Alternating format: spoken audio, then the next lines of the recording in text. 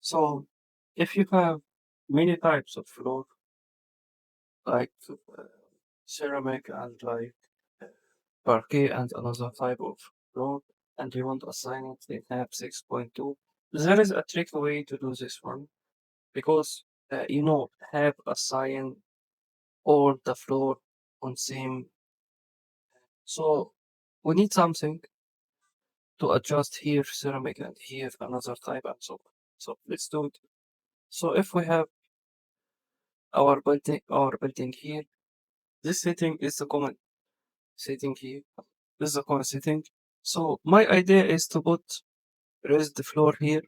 So now I can enter this one as a finish, what I want.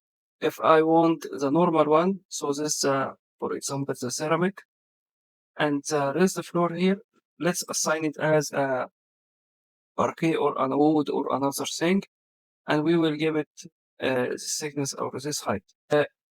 To get good results, if you add 100 here, decrease it from the ceiling. See, this is the ceiling from here, so we will decrease it a little bit to get same result. So this was the raise the floor because here we have 100, and this without the raise the floor, we will give here the 100.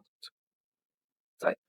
To do this, let's go to any here or run space, click here, click edit. So we have option here. So it will be like this. We will make both of them customized, and as we agree, if this 100, we will decrease from here 100. So here the total will be same, and we will give another floor type here to this rest floor. And let's do here the normal one, and click. Okay.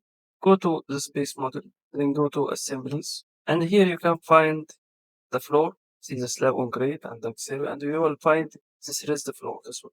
And you can create new assembly and assign whatever you want. So you will get this material and this, and that is. Thank you.